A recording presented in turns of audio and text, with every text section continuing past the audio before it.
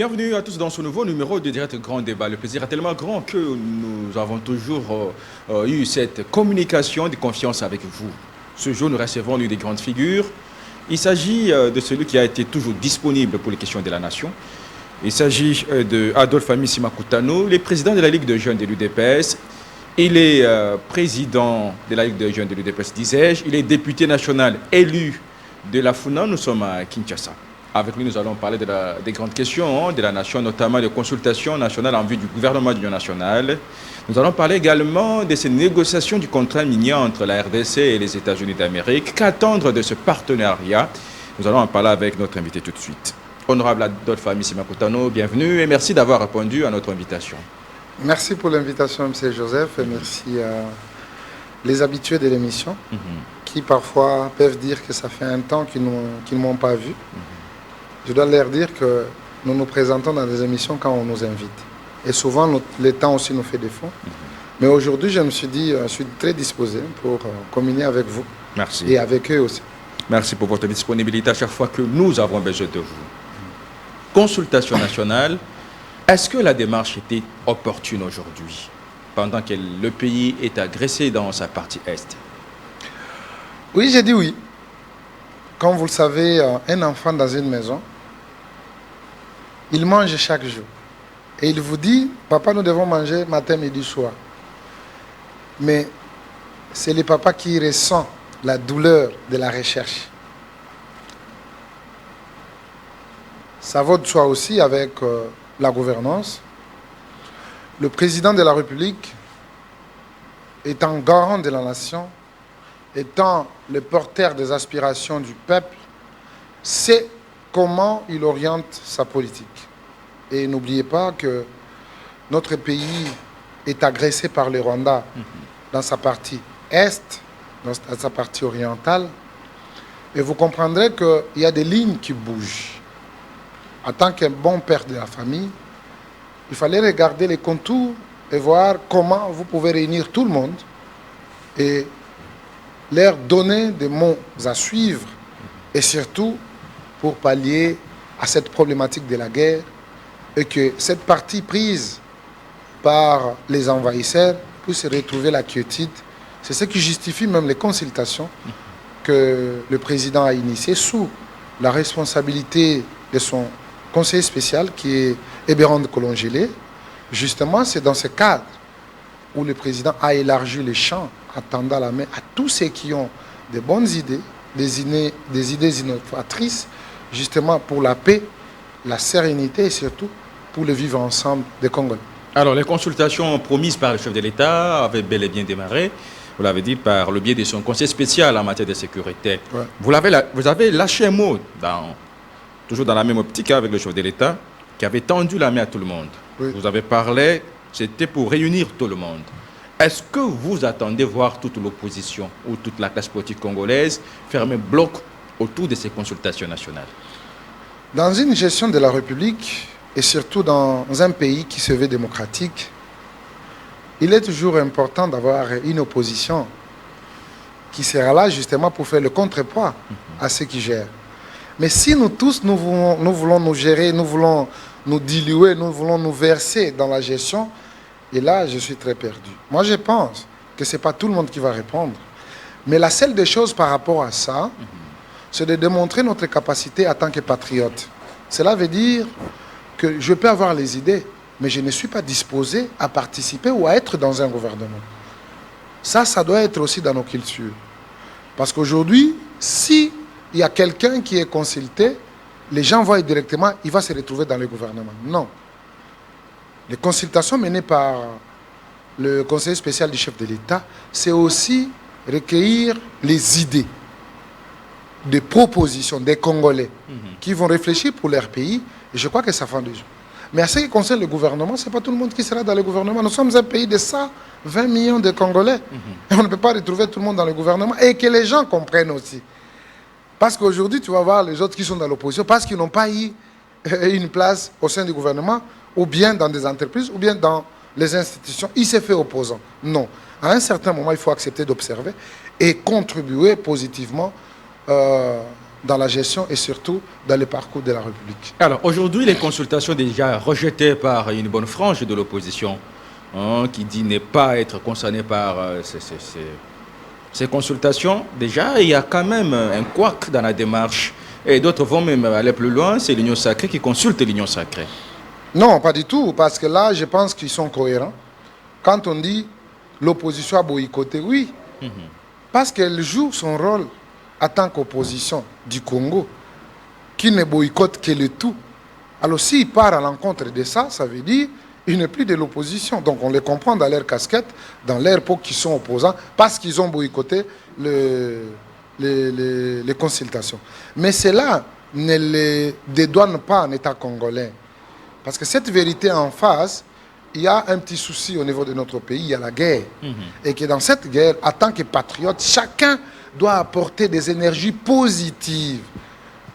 Nonobstant ce dont nous considérons aujourd'hui comme des traîtres de la République, il y a certains qui pactisent avec l'ennemi, il y a certains qui collaborent avec l'ennemi pour faire le mal aux Congolais, parce que quand ils tuent là-bas, ce sont les Congolais qui sont en train d'être tués, ce sont nos sœurs, nos mamans qui sont en train d'être volées, nos biens qui sont en train d'être emportés pour le Rwanda, mais pour la cause des autres, qui justifient leur haine vis-à-vis parfois d'un individu ou bien d'un régime.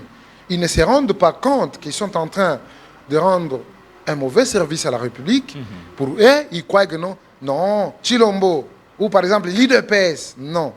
C'est les pays qui payent le prix, et par cette cause, nous devons regarder cette vérité en face, tout en conjuguant nos énergies positives pour la paix et pour la dignité du peuple congolais, et surtout à ne pas accepter que nous soyons humiliés par un petit pays aux côtés de notre pays qui veut se faire comme un grand. Or, c'est au détriment des traîtres qui sont avec nous qu'il est en train de gagner des terrains, mais je pense qu'il est perdant.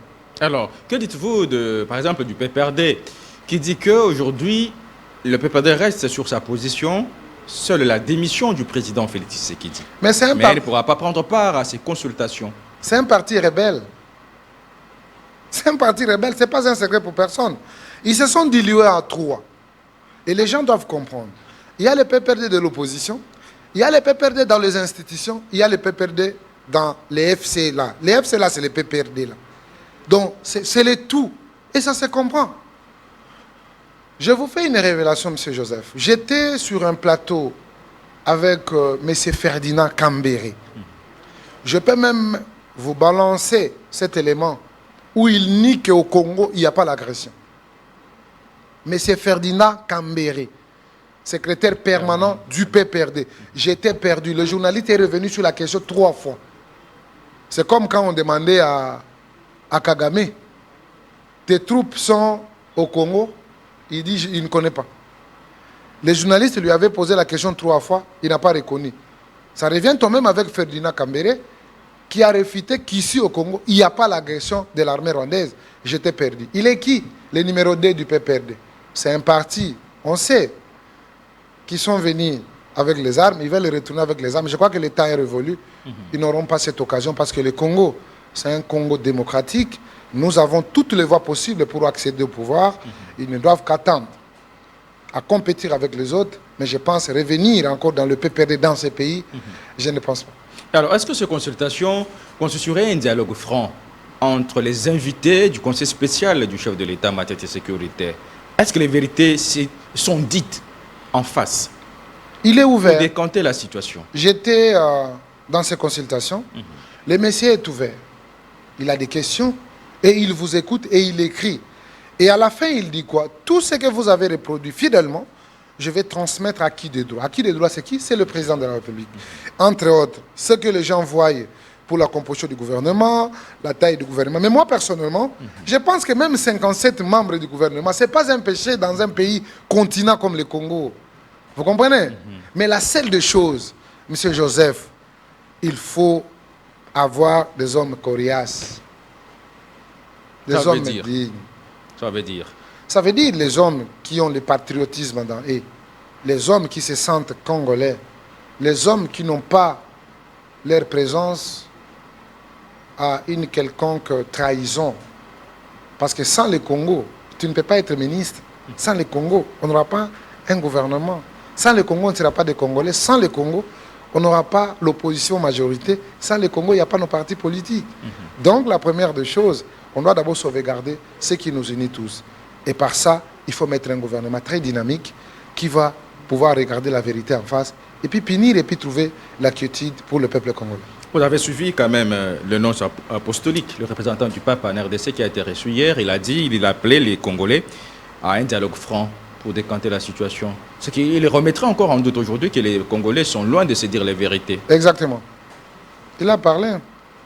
Toi, tu vois, il y a un groupe déjà qui complote aller dans les pays en pays. Moi, je me demande qui leur avait donné les moyens de faire ça. Et c'est là où je voulais vous poser une autre question. Si, donc, ils sont... deux démarches parallèles. Oui. De l'ECC et de la SENCO. Plusieurs et du conseiller spécial du chef de l'État.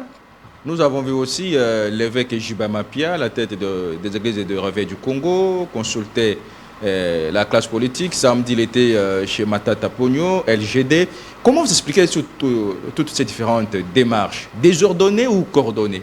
Bon, dans notre pays, il y a des démarches désordonnées. Parce qu'il y a des gens qui s'octroient des galons, qui n'en ont pas. Parce que dans ces pays, on n'a pas une institution que nous appelons CNCO et CC. Il n'y en a pas. Ils veulent se faire une institution. C'est pourquoi je comprends. Je me pose toujours la question. Mais au moins, ils sont reçus partout. Non, mais c'est ce que je viens de dire. Il y a des influences, on les reçoit. Mais il y a quoi? Mais au niveau de la région, comme ça se dit toujours, entre les États, il n'y a pas l'amour franche. Il n'y a que les intérêts qui priment. Ils ont des intérêts, c'est pourquoi vous voyez, il y a certains qui sont accrochés à la République démocratique du Congo et les autres au Rwanda et les restes. Parce qu'il y a les intérêts. Mais ce qui nous intéresse, c'est quoi? C'est de parler ce que nous regardons en face. Parce que ceux qui font, ceux qui sont entrés dans la trahison, ceux qui trahissent la République, ceux qui prennent les armes, ils développent un discours mensonger. Ils développent une rhétorique mauvaise, parfois qui n'est pas la réalité. Parce qu'ils veulent passer leur message dans une forfaiture. Ce n'est pas normal. Vous avez suivi les discours de Nanga. C'est chaque jour que ça change. Oh, le tribalisme. Oh. Mais on se demande, le tribalisme dans ces pays, qui était le président de l'Assemblée nationale? Qui est le président du Sénat? Qui est le commandant de la garde républicaine du président de la République? Si le vivre ensemble a un nom, c'est Félix Tshisekedi. Mais voilà ces gens-là, tellement qu'ils ont manqué de discours, tellement qu'ils ont été mis à nu, leur maître leur avait obligé de pouvoir créer des discours. Vous avez vu la sortie de Nanga. Il y a aussi l'autre là qui parle de Baswahili, l'autre là, le Bertha Bissuma, un rebelle éternel. Un assujetti, c'est-à-dire un serviable, un serviteur de Rwandais. Il y a aussi les Kabila là, au lieu de se taire, ils violent même la loi qui régit les anciens chefs de l'État. Il oublie qu'il y a la Constitution, il se dit, il est prêt à se présenter à une élection. Dans quelle magie, monsieur? Ok? Vous êtes un ancien président, c'est fini pour toi. Oh, il veut revenir. Tu veux revenir? Où? Parce qu'ici, il y a des moutons, il n'y a pas de Congolais qui peuvent faire mieux pour leur propre pays.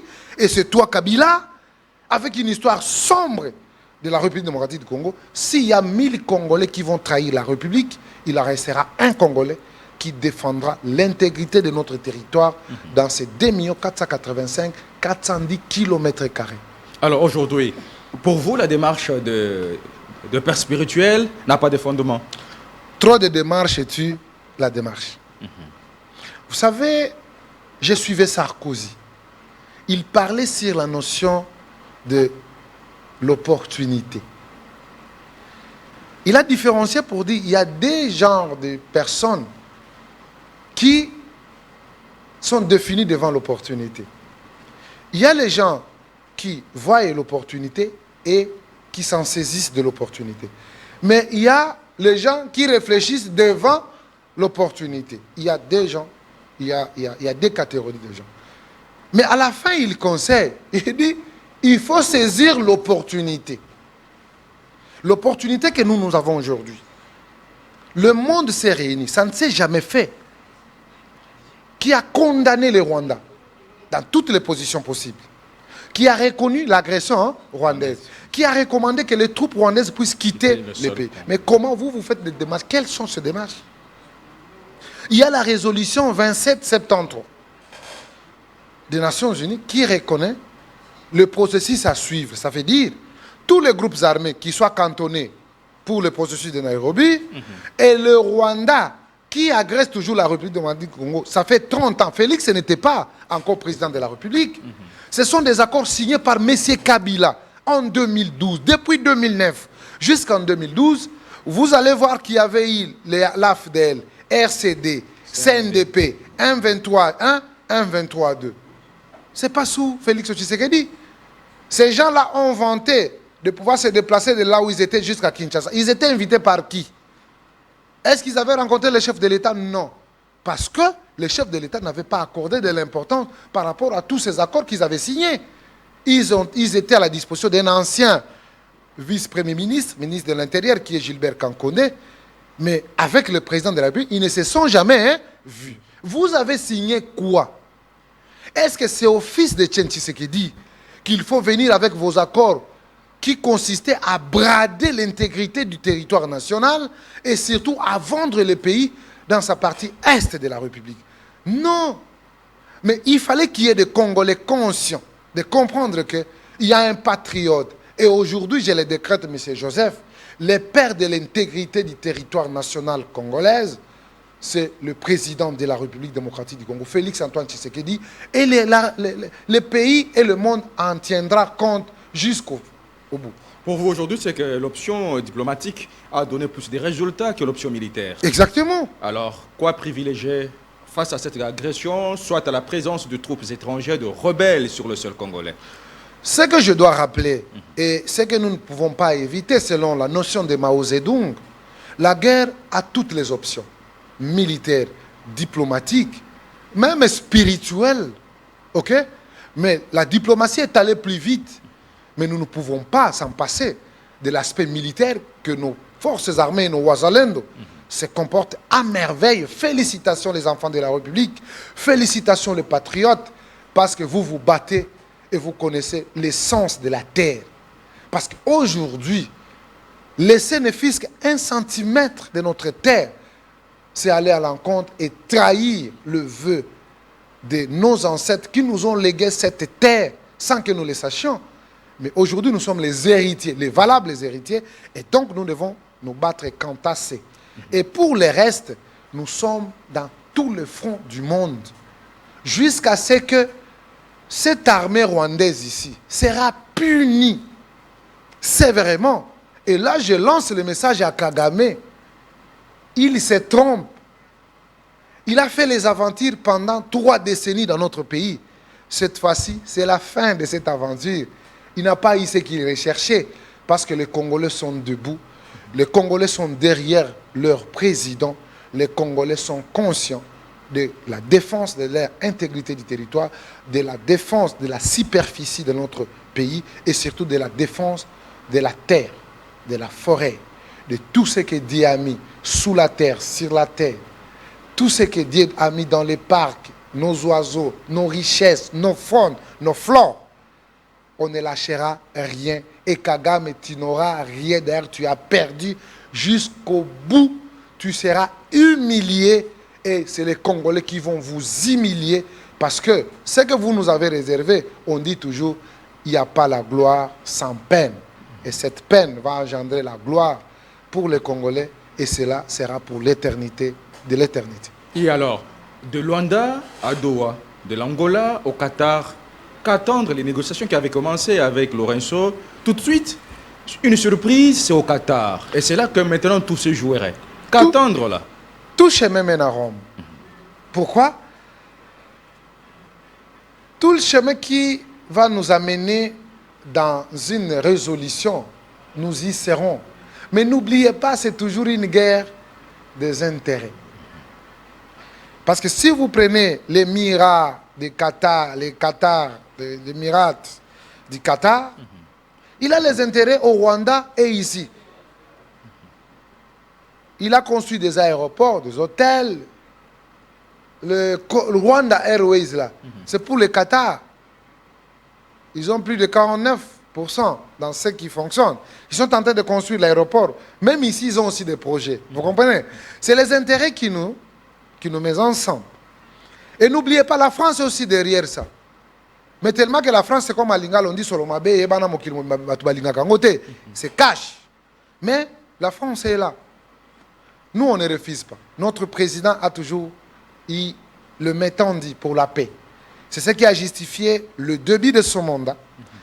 Il s'est adressé à tous nos voisins pour créer un climat d'apaisement, pour créer un climat de sérénité, pour créer un climat de confiance, de bon voisinage. Parce qu'avec les échanges, les partenariats, ça va développer la région. Les uns et les autres, et en général, ça va développer la région. Mais les autres n'ont pas compris ces langages, ils ont compris peut-être que c'est la faiblesse. Et par ça, ils ont compris, les lions, l'éléphant se mit debout pour comprendre que non, ce n'est pas à un vieux singe qu'on peut apprendre les grimaces, M. Kagame. Ce n'est pas à Félix Tshisekedi que tu apprendras ta ruse, ta méchanceté. Tu es dévoilé à travers le monde. Je crois qu'il est perdu. Parce que c'est un grand, il ne peut pas pleurnicher devant les gens, mais dans sa chambre avec sa femme. Je crois que si sa femme a le courage, elle va révéler ce que Kagame la disait à cause du Congo et surtout à cause de Félix Tshisekedi, président de la République démocratique du Congo. Alors, cauchemar pour les Rwandais, cauchemar pour Kagame. Adolphe Amissi Makutano, président de la Ligue de jeunes de l'UDPS, député national élu de la FUNA à Kinshasa. Revenons aux consultations. Ouais. Les consultations initiales issues de l'agression rwandaise et qui vont aboutir à la composition d'un gouvernement d'union nationale. Quelle serait la taille de ce gouvernement? Avec quelle mission? Quels seraient ces hommes-là, ces femmes de troupes qui pourront composer ce gouvernement d'union nationale attendu? Bon, la première des choses, je vais demander que le gouvernement soit un gouvernement dynamique. Parce que la femme ou les hommes, ce sont toujours les femmes et les hommes que nous voyons. Ce sont des hommes ordinaires comme tout le monde. Mais c'est peut-être ce qui est dans eux qui va leur définir, qui va leur donner la qualité, qui va leur différencier des autres. C'est comme le gouvernement d'aujourd'hui. Vous comprendrez qu'il y a des individualités qui se distinguent. Je dois vous citer par exemple Doudou Fouambali Koundé, le ministre des Finances. Cette stabilité ici que nous regardons, nous sommes en guerre, mais on allait subir une inflation terrible. Mais voilà comment il a stabilisé le cadre macroéconomique. Une révélation. La stabilité est là. Moi, ça me fait plaisir parce que c'est un compagnon. C'est quelqu'un avec qui on a été, on est, on échange. Les valeurs qu'a le ministre des Finances, c'est presque le même valeur qu'a Amissi. Et je me demande maintenant que le président puisse avoir, ne fût-ce que 10 de cette qualité. Je crois que ça sera visible, ça sera... Les choses vont bouger. Les choses vont bouger et la République sera reconnaissante à eux pour comprendre que non, cette fois-ci, le président a pris les gens. Qu'on nous évite des figurants. Il y a des gens qui sont des ministres du gouvernement, mais qui ne sont pas connus.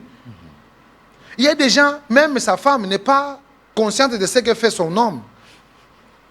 Même le mari n'est pas conscient de ce que fait sa femme. En tant que ministre. C'est juste le nom du ministre. Non, on doit nous éviter ça. Tout celui qui va se retrouver au sein du gouvernement doit bouger dans son secteur. Parce qu'ici, nous devons regarder la guerre en face. Et cette guerre-là touche tous les domaines, tout le ministère que nous avons, ça touche. Mais chacun peut exceller de sa manière par rapport à ce qui va se fixer comme objectif. Donc, les patriotes sont le bienvenu. Les conscients, les gens qui comprennent quand même les contextes, les gens qui savent que non, ils n'ont que le Congo. Sans le Congo, ils ne seront pas ministres. Et pour cela, ils doivent conjuguer les énergies positives au sein du gouvernement pour assouplir tant soit peu le président de la République. Ce n'était pas attendre le président de la République parler pour que les gens puissent se déployer comme des mouches par-ci, par-là. Non, vous attendiez quoi? À un certain moment, je peux vous dire, M. Joseph, parfois on était resté, moi et le président de la République, sur le terrain. Les autres ont fui pour défendre leur pays. Nous, on est des politiques. Chacun doit faire son travail. En tant que politique, je sais ce que je dois faire. En tant que militaire, je dois défendre l'intégrité de mon territoire. En tant qu'agent de service, vous devez anticiper avec les informations pour que le militaire puisse avoir une longueur d'avance, justement, de prendre ou de pourvir l'ennemi. En état congolais, qu'est-ce qu'on doit adopter comme comportement? La vigilance. La vigilance. Être derrière toujours le derrière le FADC, FADC, le président de la République, au lieu de comprendre que non, ces problèmes, c'est pour l'autre. Moi, ça ne m'engage pas. Parce que c'est M. Joseph, je ne peux pas m'intéresser. Non, c'est notre pays.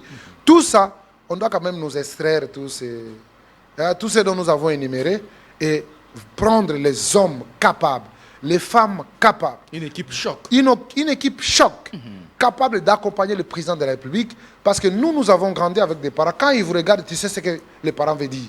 Donc, quand le président tourne, tu sais que non, le président pense ceci, je dois faire cela. N'attendez pas que le président vous dise, vous devez vous mobiliser. La politique, c'est un problème des terres, c'est un problème de notre pays. Pour que vous puissiez prendre conscience et que vous vous mettiez maintenant sur le terrain en train de mobiliser de gauche à droite. C'est une bonne chose, mais c'est en retard. Il n'a pas fallu que le président puisse vous rappeler pour faire le travail. Mais pour cela, nous sommes une famille. Et que les gens comprennent. Si vous n'êtes pas dans le gouvernement, évitez-nous d'aller faire des déclarations et aller se rallier aux rebelles. Là, vous vous attendez déjà qu'il y aura des frustrations. Il y aura des frustrations, mon frère. Après la composition du gouvernement d'union nationale. Oui, il y aura des frustrations. Il y a des gens qui vont rejoindre les rebelles. Il y a aussi des gens qui vont se faire des opposants. Par contre, après avoir servi le pays, être dans le gouvernement, il faut maintenant, en étant hors circuit, apporter le soutien à ceux qui sont là-bas pour que le pays puisse gagner. Parce que ce gouvernement, ça ne sera pas le dernier gouvernement. Parfois, avant la fin du mandat, on peut avoir aussi un autre remaniement et d'avoir d'autres ministres. Parfois, tu peux rentrer, parfois, tu peux rester et puis attendre. C'est le tour à tour. Donc, pour moi, j'implore qu'il y ait un gouvernement très dynamique. Et la taille, mais par rapport à la taille, moi, je ne vois pas... On réduise, que le non, les 57 membres là, c'est pas beaucoup dans un pays continent, mon frère. Vous comprenez? Il faut que les gens soient conscients de ce qu'ils ont comme tâche, de ce qu'ils ont comme responsabilité. Je crois qu'ils vont démontrer le courage, ils vont démontrer la détermination, ils vont démontrer parfois certaines capacités cachées. Parce qu'ils vont travailler dans une synergie, dans une dynamique, dans un mouvement d'ensemble. Parce que chez nous, on nous disait toujours dans l'auditoire, quelqu'un peut devenir aussi fort, or qu'il était faible. Parce qu'il y a la dynamique du groupe. C'est ce que je peux demander. Pour la taille, je ne vois pas le mal. Même 57, il n'y a pas de problème. Même 60, il n'y a pas de problème. Mais qu'on mette les bosseurs, chacun ce qui les concerne, qui démontre quand même les capacités de quoi il est capable à fournir, à donner pour son peuple. Alors, Adolphe Amisima Koutano, je rappelle que vous êtes président de la Ligue des jeunes de l'UDPS, tu sais dit le parti présidentiel. Ouais. Vous êtes député national élu de la FUNA, nous sommes à Kinshasa. Mais avant d'aborder la dernière thématique et conclure avec vous par là, comment vous avez analysé, quelle lecture avez-vous faite de salaires de policiers et militaires doublés? Une promesse du chef de l'État qui a été réalisée, tenue. Pour cette question, je profite pour remercier d'abord le président de la République qui a donné des orientations au gouvernement. Je remercie aussi le gouvernement qui a mis en musique les orientations du président. C'est comme ça que ça devrait fonctionner. Quand le président parle, les gens s'exécutent. Ce n'est pas quand le président parle, vous êtes encore en train de tergiverser, vous cherchez comment vous allez faire. C'est parce que nous avons retrouvé la technicité du ministre des Finances. Parce qu'on ne peut pas exécuter ça sans pour autant maîtriser les ressources qui vont faire en sorte que nous puissions pallier à cette problématique. Donc le ministre des Finances y est pour beaucoup. Il a mis l'intelligence et aujourd'hui, c'est une réalité qui réjouit l'ensemble de la population et de nos militaires. C'est pour leur dire aussi que la population a réclamé, les politiciens ont parlé pour qu'on puisse revoir à la hausse le revenu de nos militaires. Cela est fait. Et à leur tour, qu'ils défendent avec amour, avec abnégation, tout en se rappelant de ces discours patriotiques qu'ils ont géré sous les drapeaux, de protéger l'intégrité du territoire national et surtout d'aller jusqu'au sacrifice suprême. Nous, en tant que parlementaires, nous allons appuyer sur l'accélérateur. Parce que nous devons nous rendre compte que cet argent affecté pour nos militaires qui sont au front, avec un nombre connu, Pas le système de 200, on ajoute un zéro à la fin 2000. On paye 200 et les 1800 c'est pour rester pour compte. Je crois que ces gens-là doivent être considérés comme des traites. Ils méritent même la pendaison. À ces moments difficiles où le gouvernement mobilise les moyens pour nos agents, que les gens qui sont habilités à détourner l'argent, pour eux ça devient un métier de détourner l'argent de militaires, de détourner l'argent affecté pour encourager nos vaillants. Je crois qu'il est temps de regarder avec un œil vraiment sérieux pour que cela ne se reproduise plus. Alors, honorable Adolphe Amissi Makutano, tendons vers la fin. Les négociations qui sont en cours, qui seront d'ici là déclenchées entre les États-Unis et la RDC pour un contrat minier entre les deux États. Votre analyse, quelle lecture faites-vous? Et c'est par là que nous allons devoir nous séparer d'abord. Merci beaucoup, M. Joseph. Je suis très content de m'avoir posé cette question. Je crois qu'on peut se frotter les mains parce que nous faisons face à des ennemis de la République qui vont ça et là pour que ces deals ne puissent pas être une réalité. Mais qu'ils n'oublient pas, après la Deuxième Guerre mondiale, il y a eu des accords entre la France et l'Allemagne. Et n'oubliez pas qu'à ce qui concerne l'indépendance de la République démocratique du Congo, la Belgique avait beaucoup joué. Pour que la Belgique, le roi Léopold II puisse céder ses propriétés à la Belgique, il a fallu l'intervention des États-Unis, même pour l'indépendance de notre pays.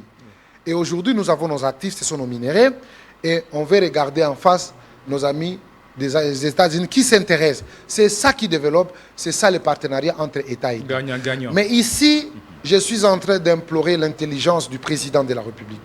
Excellence, Monsieur le Président de la République, je crois que c'est un tournant décisif. Les Congolais sont très mal habitués, surtout les gens qui se précipitent à des négociations. Quand ils vont aller là-bas, ils vont chercher, non, notre part c'est quoi? Quel sera notre pourcentage? Excellence, Monsieur le Président de la République, nous avons 3 services qui ne peuvent pas manquer. 1, nous avons CAMI. Le cadastre minier. Oui, le cadastre minier qui connaît partout où il y a les mines. Ils doivent être là, dans cette délégation. 2, il y a CEC.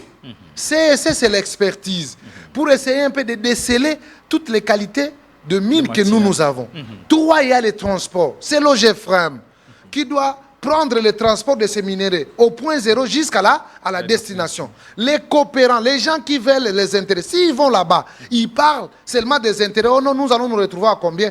Ils peuvent même faire manquer à la République cette phase décisive de la coopération entre les États-Unis et la République démocratique du Congo, à ce qui concerne nos mines. Donc, Excellence, Monsieur le Président de la République, avec tout le respect, ceux qui vont aller pour négocier, en tout cas, que les CAMI ne manquent pas, que les CEC ne manquent pas, et l'OGEFREM, à ce qui concerne les transports, ne manque pas. C'est juste pour la traçabilité et voir qu'on est sérieux. Le ministre de Mines doit être, et tous ses services, et nous aussi, le ministre des Transports et le département de l'OGEFREM, qui est censé de contrôler la cargaison du point zéro jusqu'à la destination, et surtout qui contrôle aussi les transports multimodaux en République démocratique du Congo. Honorable Adolphe Amissi Makutano, nous vous remercions d'avoir répondu à notre invitation. C'est moi qui vous remercie, M. Joseph, et je remercie tous nos téléspectateurs et toute l'équipe qui nous a accompagnés. Merci beaucoup. C'est la fin de ce magazine direct Grand Débat qui a reçu ce jour Adolphe Amissi Makutano, président de la Ligue de jeunes de l'UDPS, Tshisekedi, le parti présidentiel. Il est député national élu de la FUNA. Nous sommes à Kinshasa. Le prochain invité sur vous et à chacun, à vous tous, excellente suite de nos programmes et à plus.